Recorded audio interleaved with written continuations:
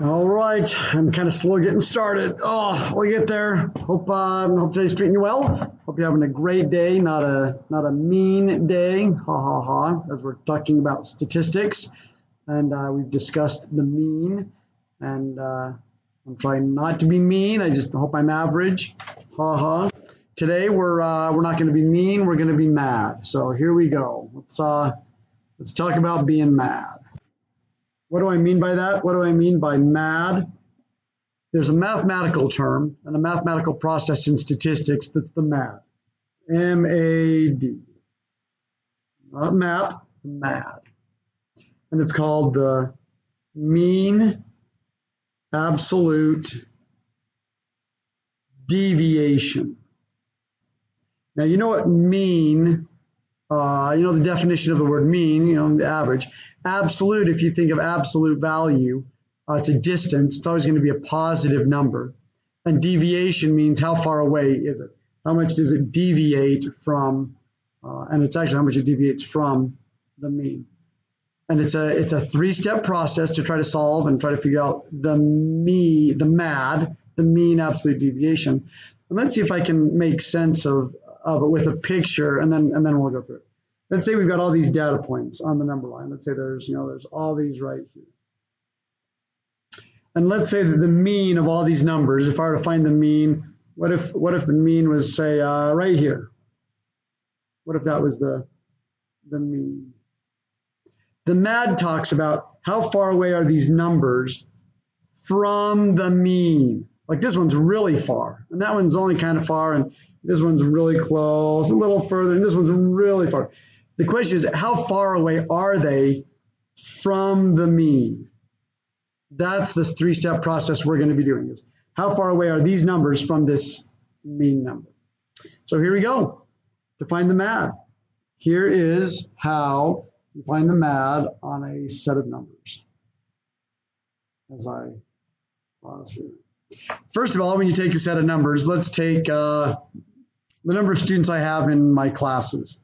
I've got 33 in one class, I've got 29 in another, I've got 26 in one, I've got 38 in another class, and I've also got I don't know, somewhere around 31 in one of my classes. So of my classes, I've got classes of this size. To find the MAD, to find the mean absolute deviation, we first of all find the mean. Find where that middle number is. What is that middle number? So we find the mean of this.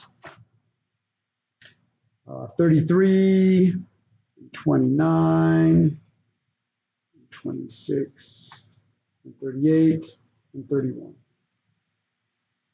So find the mean, 157. That's the, whoa, that's not the mean. Divide by 5, right? Excuse me. 157 divided by 5. There we go, 31.4. So first find the mean. Let's see if we can do that right, Mr. Larson. Then once we've found the mean, then we find out how far is each number from the mean. How far is each number from 31.4? So like this one is 0.4 away. This one, this 38, and we just subtract them off, you know, the 38 minus 31.4.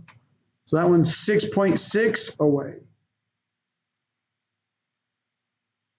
And then the 26, how far away is that from this? My calculator would give me 5.4. And 29, how far is that away? That's 2.4. And 33, how far away is that from that? If you subtract that off, you get 1.6.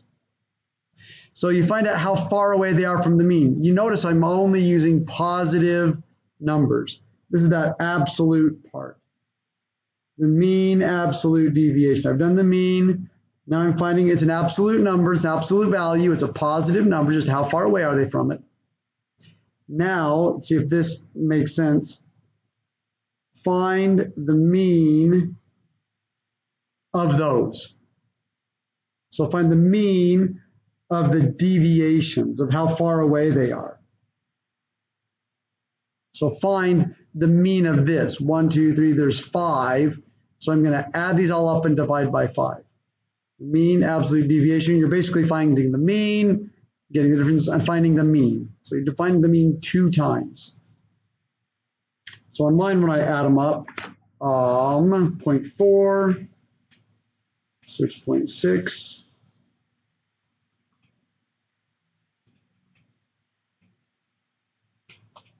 and what do we get? 16.4 divided by 5.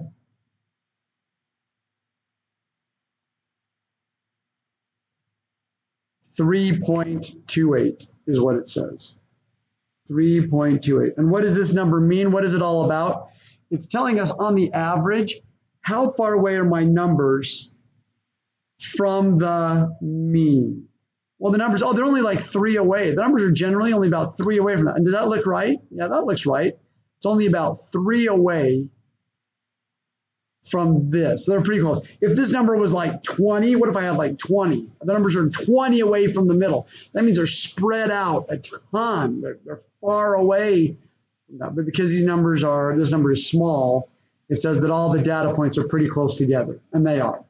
All the numbers are fairly close to the average. They're not far away. They're only deviating from the mean by a value of about 3.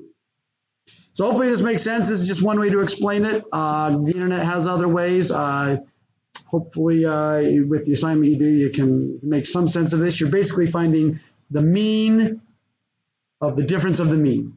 It's a 3-step process. You can write down these notes or hold on to this video and hope the assignment goes well. Thanks for watching. Hope it was a good information for you. Bye-bye.